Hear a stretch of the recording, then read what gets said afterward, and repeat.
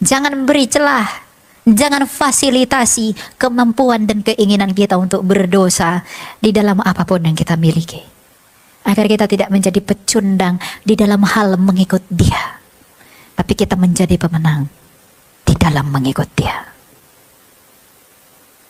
Wahai orang Kristen, apakah yang kamu kejar, apakah yang kamu inginkan? Kemenangan yang bagaimanakah yang kamu mau? Saya pengen anak saya sukses. Saya pengen gereja yang saya dirikan sukses. Tidak masalah. Tapi apakah caranya benar? Apakah hatimu benar?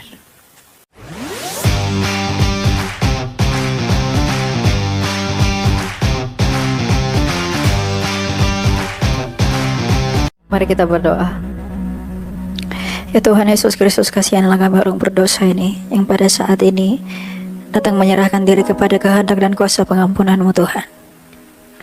Pada hari ini kami di dalam dosa-dosa dan pelanggaran kami datang ke hadapan-Mu, memohon kepada belas kasih-Mu dan kepada cinta kasih karunia-Mu, agar kiranya Engkau yang mengampuni kami dan berbelas kasih kepada kami orang-orang yang tidak layak ini. Layakkanlah kami untuk menerima yang baik, yang kudus, yang daripada-Mu, yaitu firman-Mu yang hidup, agar oleh karenanya kami dapat dikuatkan dan di dalam terang-terang jalan yang akan kami lalui, Engkau ada bersama dengan kami. Engkau tahu bahwa segala sesuatu yang ada dalam hidup kami bukanlah segala sesuatu yang turut mendatangkan dan berguna bagi nama-Mu. Dan untuk itulah kami memohon ampun di dalam kasih karunia-Mu. Sertailah kami dan diamlah di dalam hati kami. Ubahkanlah hati kami agar menjadi seperti hati-Mu, dan kami mengasihi-Mu dengan kesungguhan sebagaimana Engkau kehendaki. Kami hanya memohon kepada kemurahan hati-Mu dan memohon dan berharap kepada cinta-Mu saja. Dan dengan iman kami yakin bahwa Engkau akan selalu ada bersama-sama dengan kami. Sebab untuk mula segala pujian dan bagi Bapa yang mulia dan Roh yang kudus, sekarang dan selalu serta untuk selama-lamanya. Amin. Ya, silakan duduk. Shalom. Shalom. Ya, hari ini temanya adalah mental pemenang atau pecundang. Mungkin sebelum-sebelumnya sudah ada beberapa hamba Tuhan di tempat ini yang sudah membawakan beberapa topik khotbah yang sama.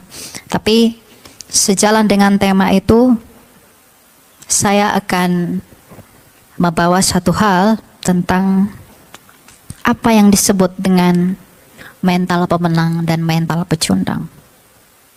Dalam hal ini kita belajar dari Nabi Maleakhi, sebuah kitab yang ia tuliskan yang menutup perjanjian lama dan sekaligus yang akan membuka perjanjian baru.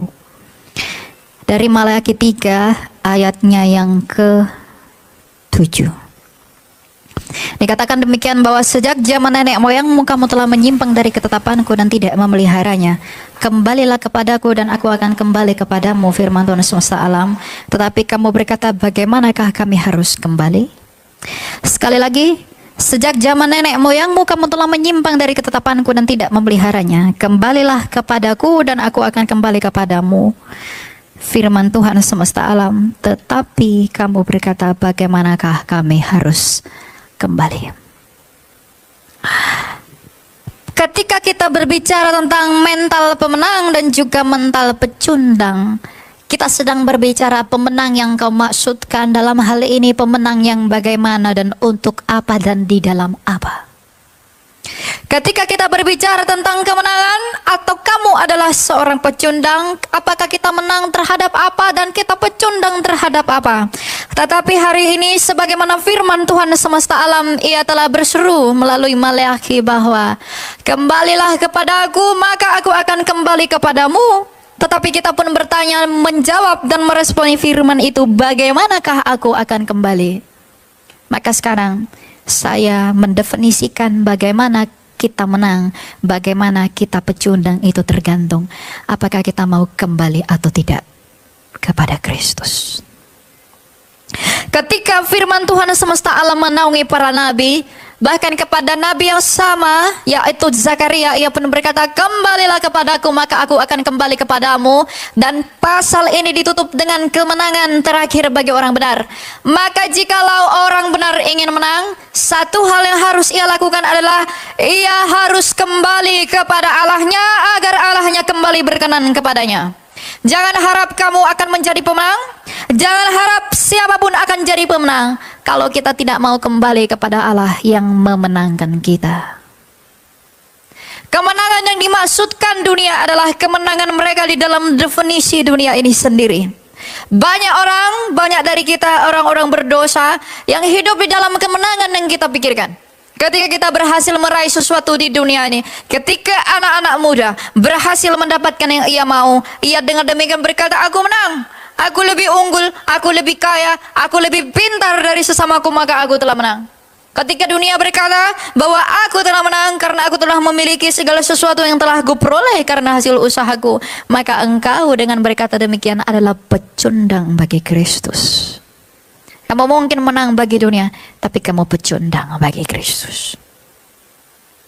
Kemenangan yang sejati bagi orang-orang yang sudah bersatu dan telah mati dan bangkit bersama Kristus adalah kembalinya orang berdosa. Karena itulah yang dikehendaki oleh Kristus. Jadi jikalau kamu mau menang, kembalilah kepada Allah. Lalu kamu mungkin akan bertanya dalam maksud yang tidak menipu Allah, bagaimanakah aku harus kembali kepadamu, wahai Kristus?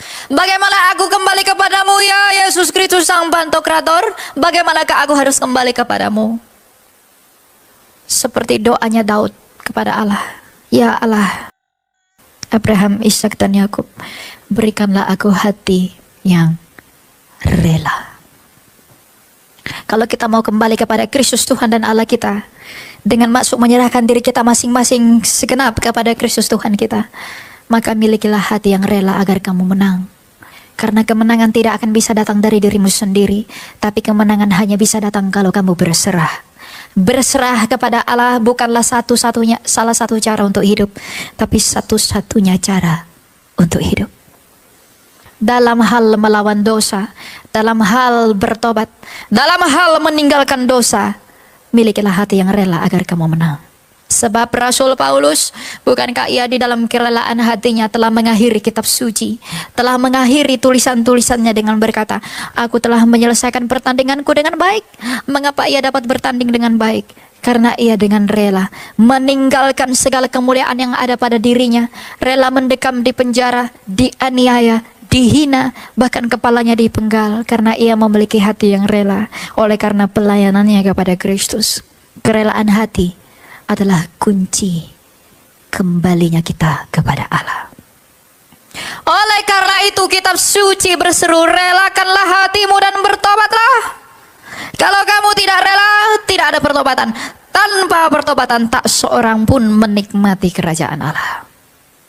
Kalau saya tak rela di hadapan Tuhan, kalau saya tak rela melayani Allah, maka ia pun akan membuang saya.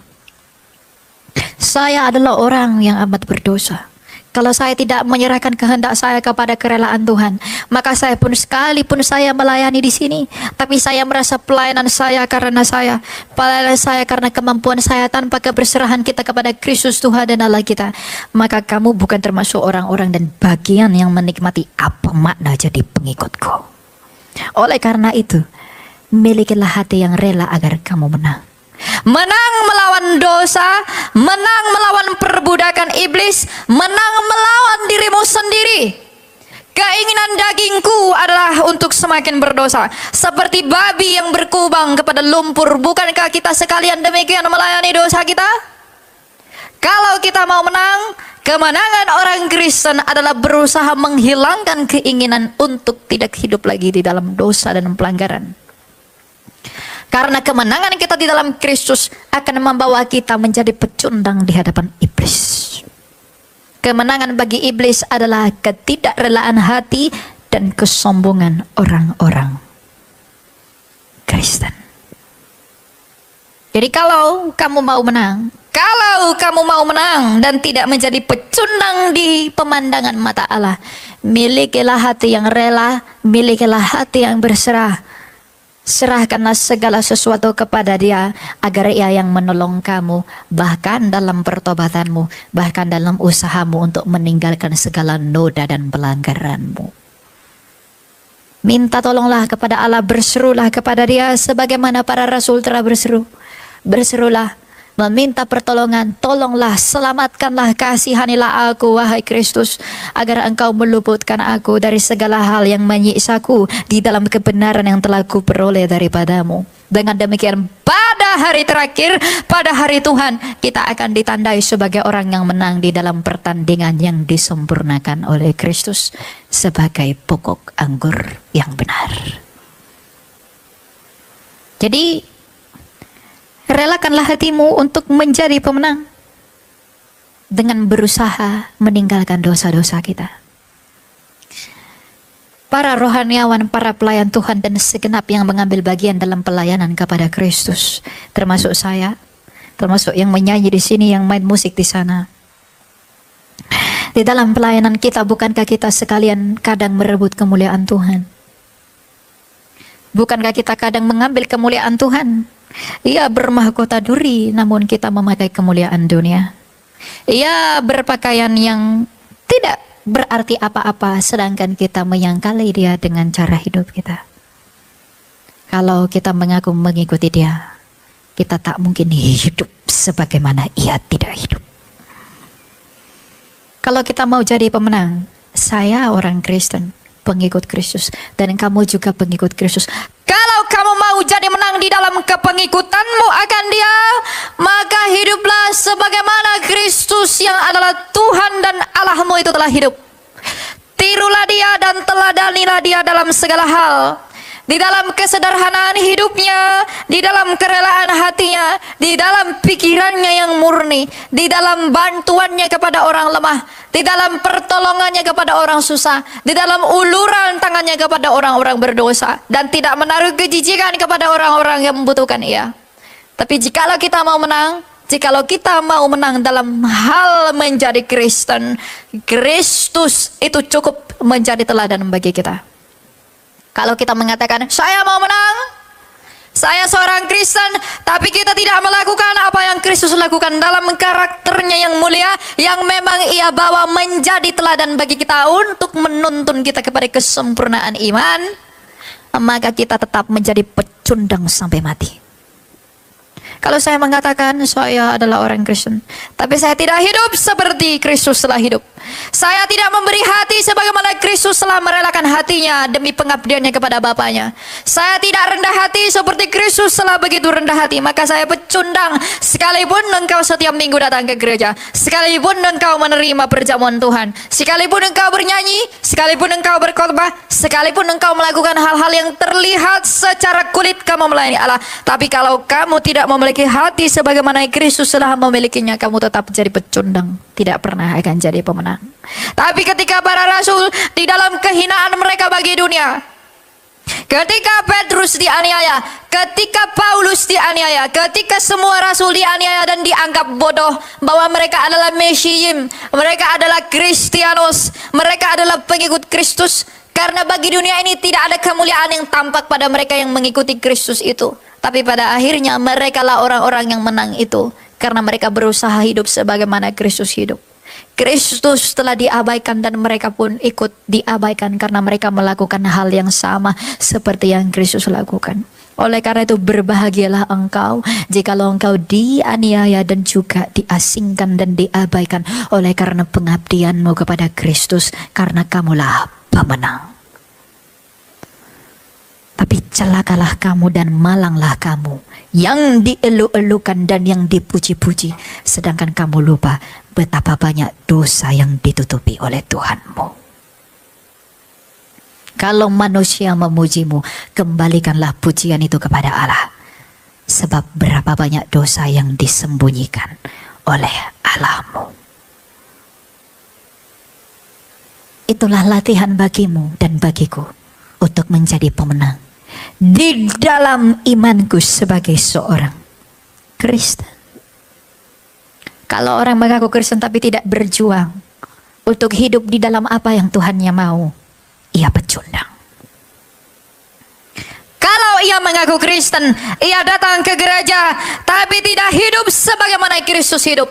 Tidak mengagungkan kemuliaan Kristus di dalam tahtanya yang dengan rela naik ke atas salib dan membentangkan tangannya yang penuh belas kasih, tapi malu menjadi saksi akan Tuhannya yang telah tersesah demi keselamatan dia. Engkau pecundang.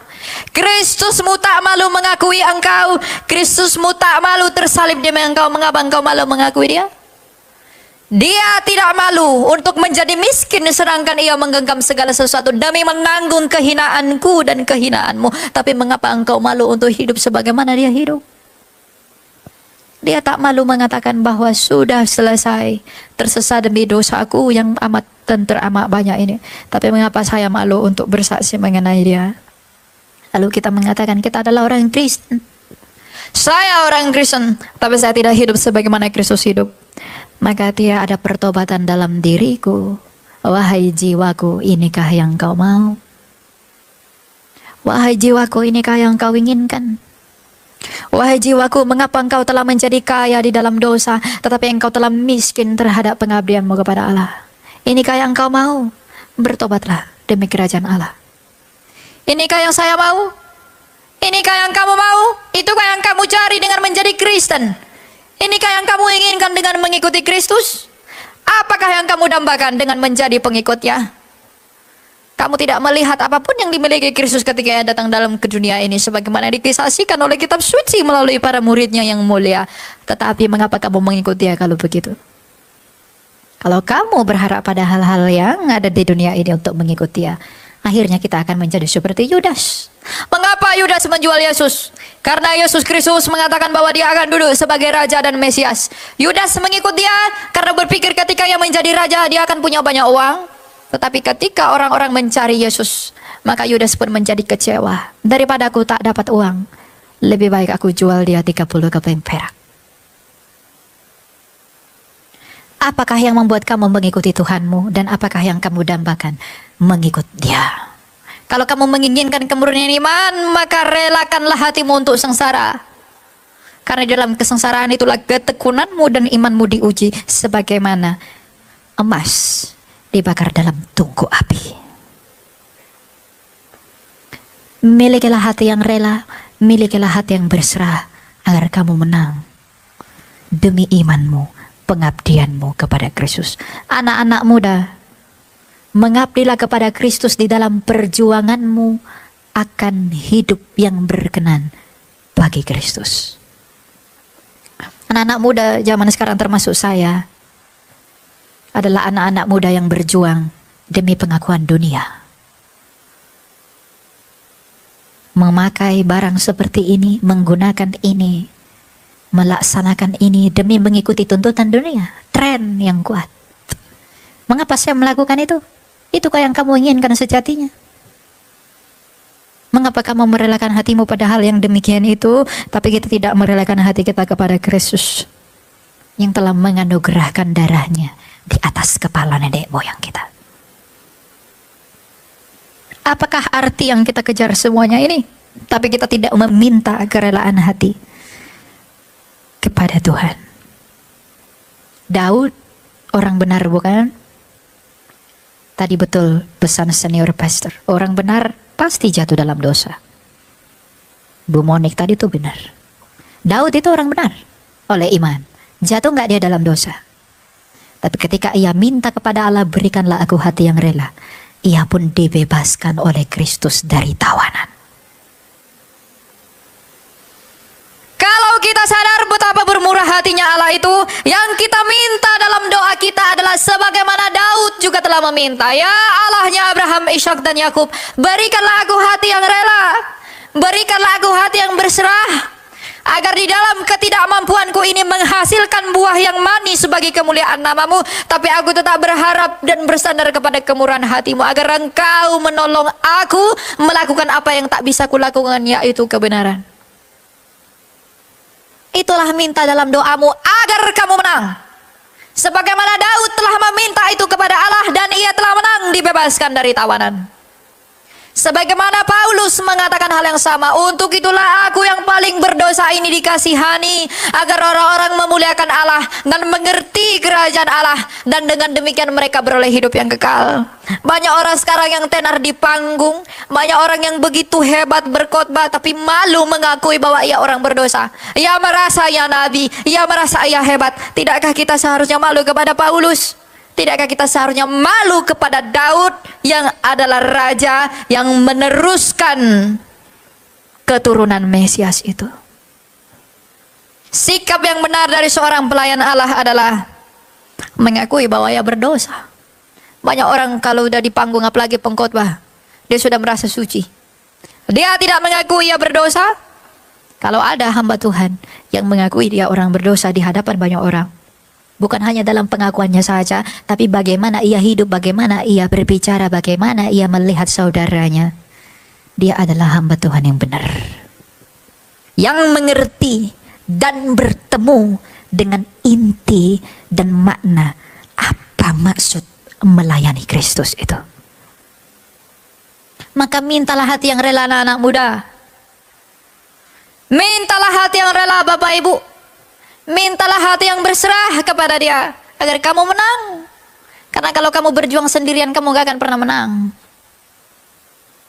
Kalau kamu berjuang dengan kekuatanmu sendiri, kamu tak akan pernah bisa menang. Oleh karena itu Tuhan kita pernah bersabda, di luar aku, kamu tak bisa berbuat apa-apa.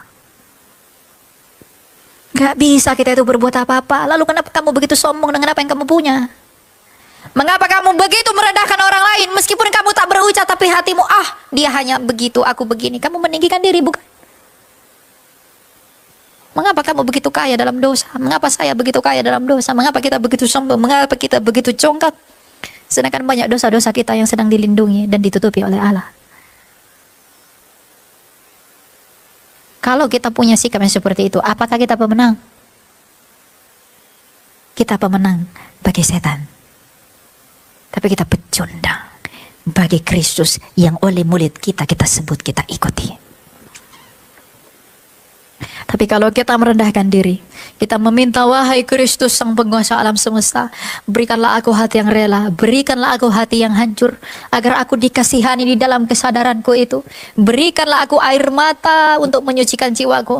Berikanlah aku berkat hati yang mau menyederhanakan diri. Berikanlah aku hati yang mau mengakui dosa-dosaku. Berikanlah aku hati yang mau memberikan kerelaan kepada orang-orang yang tak dipandang di dunia ini. Maka kamu jadi pemenang. Karena dengan cara itulah para rasul telah menjalani hidupnya dan mereka telah menang. Jangan balikkan, jangan putar balik, jangan jatuhkan makna mengikuti Dia itu. Tuhan tidak perlu emasmu, Tuhan tidak perlu berlianmu, Tuhan tidak perlu pakaianmu yang mahal datang ke tempat kudus. Bukan berarti kamu gak bisa pakai itu. Kamu bisa pakai itu. Tapi bayangkan, kamu bertemu dengan rajamu, kamu pakai semua yang kamu miliki, sedangkan ia bermahkota duri, ia telanjang. Tegakah kamu memakai semua itu? Relakah kamu memakai semua itu? Apa maksudmu memakai semua itu? Kamu datang memakai semua kemuliaanmu, tapi yang kamu muliakan telanjang dan bermahkota duri. Lalu kamu mengatakan, aku pengikut Kristus. Apa tujuanmu memakai itu semua? Kamu ingin pujian manusia, bukan? Kalau masih seperti itu, kamu masih pecundang. Bagaimanakah aku mengikut engkau? Itulah jawaban dari semuanya itu. Banyak di antara Anda yang kelihatan kaget dengan pernyataan saya. Tapi itu bukan pernyataan saya, itu pernyataan Paulus. Agar kita mengerti bagaimana meneladani Dia itu. Jangan beri celah, jangan fasilitasi kemampuan dan keinginan kita untuk berdosa di dalam apapun yang kita miliki. Agar kita tidak menjadi pecundang di dalam hal mengikut Dia, tapi kita menjadi pemenang di dalam mengikut Dia. Wahai orang Kristen, apakah yang kamu kejar, apakah yang kamu inginkan? kemenangan yang bagaimanakah yang kamu mau? Saya pengen anak saya sukses. Saya pengen gereja yang saya dirikan sukses. Tidak masalah. Tapi apakah caranya benar? Apakah hatimu benar? Saya katakan, jangan minta Allah mengubah hidupmu, mintalah Allah mengubah hatimu. Karena dari hatimu lah hidupmu terpancar. Sebagaimana yang tulis oleh hikmat dari Bang Amsal. Agar kita tahu siapakah kita di hadapan Allah itu. Kalau kamu tidak sadar, kamu bagaikan debu di hadapan Allah, tak akan ada pertobatan dalam hatimu. Kalau saya tak sadar betapa bodohnya saya, sekalipun saya melayani Tuhan, saya tidak layak merasa lebih baik dari kamu. Kalau saya menganggap pujianmu adalah hal yang baik bagi saya daripada kamu, saya lebih brengsek daripada orang yang tak melayani Tuhan. Karena sekalipun saya memperkatakan firman Allah, itu bukan berkat dari apa yang ada dalam hati saya, sebab hati saya kotor. Tapi oleh karena seperti doa kita yang di awal, kemurahan hati Allah yang memampukan kita berkata-kata di dalam kelayakannya melalui rahmatnya yang mulia itu. Jadi nggak ada alasan orang untuk meninggikan diri, dan jangan beri celah untuk meninggikan diri. Kalau kita punya hati yang demikian itu, maka kita menang. Jadi kemenangan apa yang kamu mau, itu yang perlu. Mental pemenang pecundang banyak versi. Tapi sekarang ini tentang apa? Untuk apa? Di dalam perjuangan kita akan apa? Kalau di dalam perjuanganmu akan dunia, jangan buka Alkitab. Kalau pemenang, saya nggak mau jadi pecundang, saya pemenang. Tapi pemenang yang kamu pikirkan hanya dalam bisnismu, keluargamu, jangan datang ke sini. Tapi kalau kamu mau mencari pemenang, bagaimana aku mau menang dalam hal mengikut Yesus Kristus? Ini tempat yang tepat. Bagaimana aku mau menang dalam hal perjuanganku melawan hawa nafsuku yang membinasakan? Bagaimana aku ingin menang di dalam perjuanganku melawan dosaku? Bagaimana aku mau menang di dalam perjuanganku demi menyenangkan hati Tuhanku yang mulia? Di sini tempatnya. Tapi kalau dalam hal aku mau menang untuk ini, untuk itu, jangan datang ke sini. Datang ke peramal, ke dukun. Kalau mau hal-hal yang ada di dunia ini. Sebab tidak ada alasan bagimu untuk lebih mendahulukan dunia daripada kerajaan Allah. Sebab apakah maknanya firman yang tertulis itu? Carilah dahulu kerajaan Allah, maka semuanya ditambahkan kepadamu. Oleh karena itu carilah dahulu perkenan Allah. Kembalilah dahulu kepada Allah, maka aku pun akan kembali, kata Tuhan. Kalau kamu tidak mau kembali, Ia pun tidak akan kembali kepadamu. Sebab ada tertulis, apa yang kau tabur, itu yang kau tuai.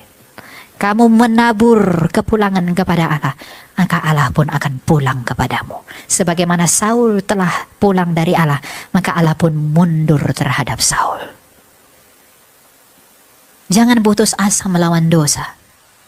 Adalah lebih baik bagimu jatuh daripada putus asa.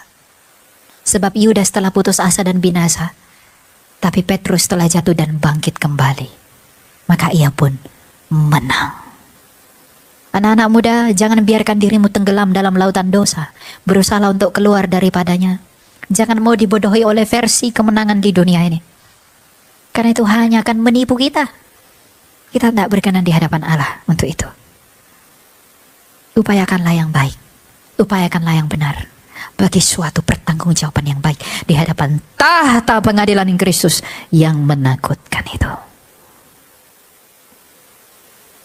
Saya percaya saya akan dibebani pengadilan yang lebih berat daripada beberapa dari kamu. Karena saya tahu banyak firman, saya akan diadili lebih berat oleh Tuhan. Semakin orang banyak tahu firman Allah, semakin berat pengadilan yang ditimpakan kepada dia. Oleh karena itulah saya nggak punya alasan meninggikan diri sekalipun saya melayani Allah. Karena saya tahu yang saya hadapi adalah yang berat. Ketika Ia datang dalam kemuliaannya dan mengadili saya. Nah, kalau saya lihat ada hamba Tuhan meninggikan diri merasa jadi nabi, waduh. Apakah yang dia inginkan melayani Allah? Ada orang melayani Tuhan, orang nyanyi di sini, ya. Anak-anak muda yang berdiri di sana. Saya harap tidak ada. Ketika dia sudah melayani Tuhan, ketika dia sudah menyanyi, dia sudah merasa, wah, I'm the holiest people. saya orang paling suci. Lalu dia menghakimi saudaranya, wah kamu tidak melayani, kamu tidak lebih baik dari saya. Ketika dia sudah merasa puas dengan pelayanannya, orang yang melayani dengan sungguh-sungguh tidak akan pernah puas dengan pelayanannya. Ingat, mengapa? Karena hakikat kita adalah orang yang tak layak. Setiap hari kita tidak layak. Bahkan dalam pelayanan apapun kita tidak pernah layak. Tapi oleh karena kasih karunia dari Tuhan itulah yang melayakkan kita, maka tidak ada alasan bagi kita untuk merasa puas atas pelayanan kita kepada Tuhan. Karena kita belum sampai menyerbankan diri kita, sedangkan Ia sendiri yang tak berdosa telah mengorbankan dirinya bagi kita. Kalau kita menderita, kita layak menerima itu, sebab kita orang berdosa. Tapi Tuhan kita merasakan yang lebih pedih daripada kita, sedangkan Ia tak berdosa.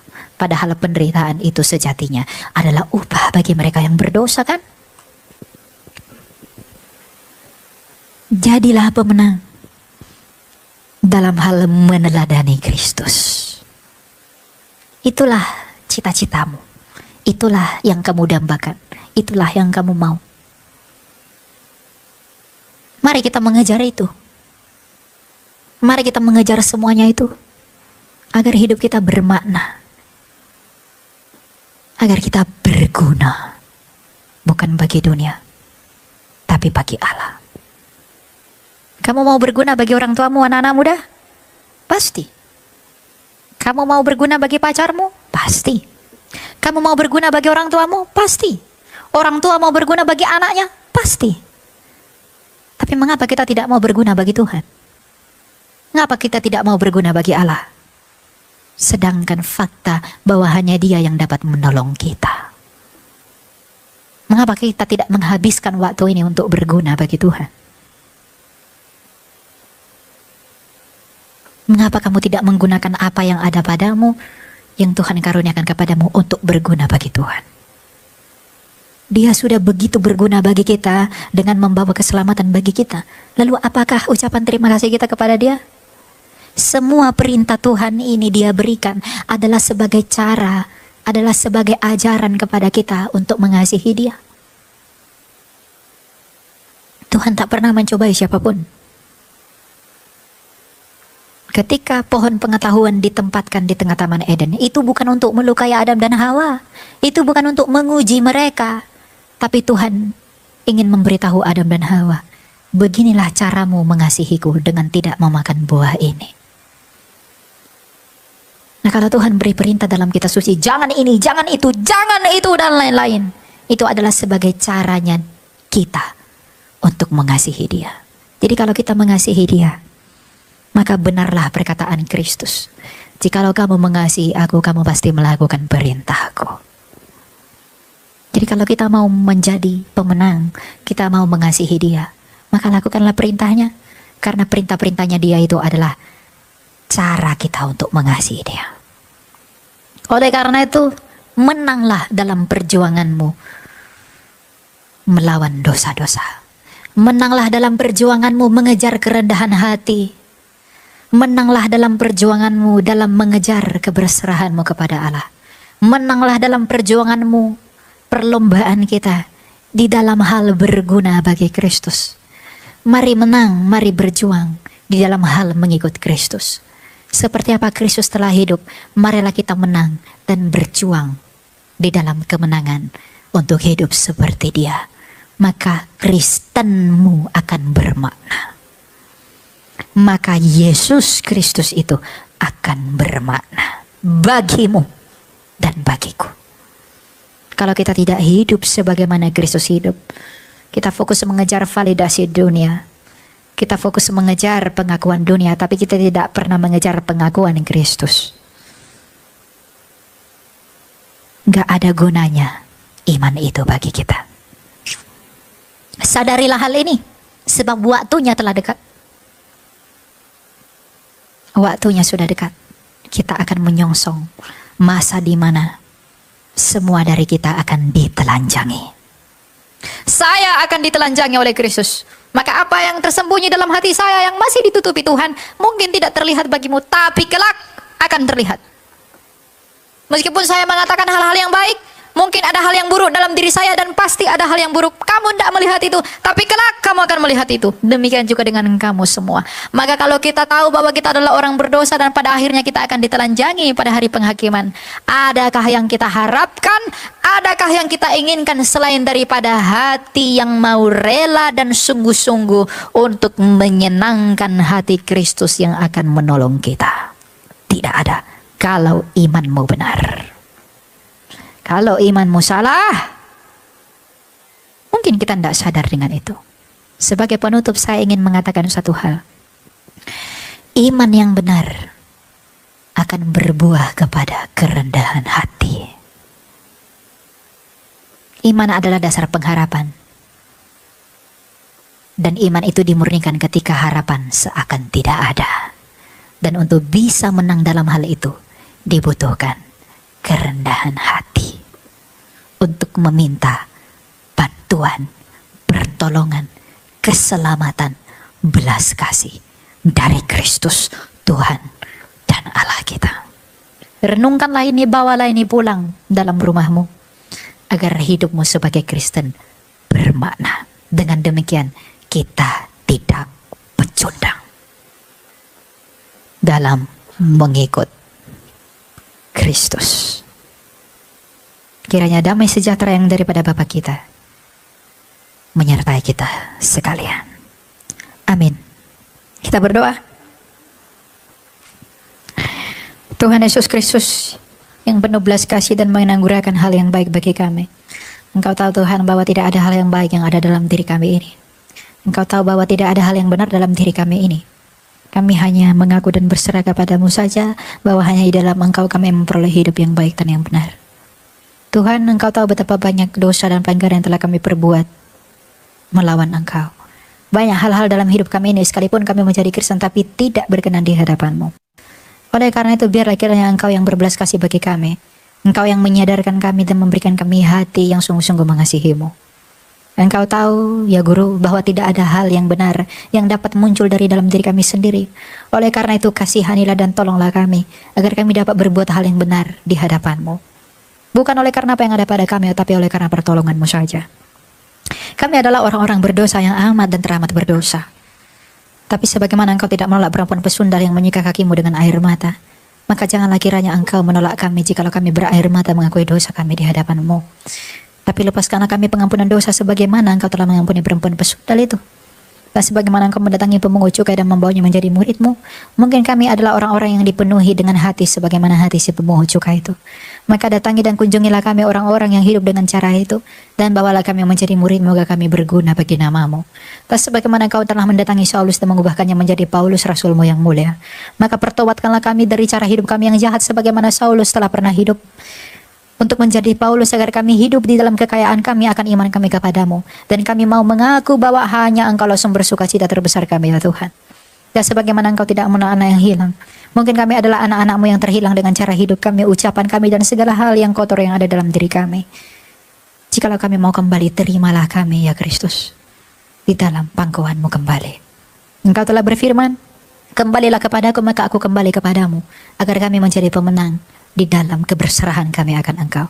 Hadiahkanlah kami dan anugerahkanlah kami kerendahan hati, seperti penjahat yang di sebelahmu itu telah rendah hati mengakui bahwa Engkau adalah Raja, agar kami tidak sebagaimana Yudas kami binasa, dan kami tidak seperti yang di sebelahmu yang telah meninggikan dirinya dan tidak mau mengakui bahwa Engkau adalah Tuhan dan Rajanya. Jadikanlah kami berguna bagi kemuliaan nama-Mu. Singkirkanlah kami dari kesombongan, ketinggian hati dan ketidakpedulian kami akan perintah-perintah dan karya-Mu, agar kami dipersekutukan dengan domba-domba-Mu ketika Engkau datang dalam kerajaan-Mu.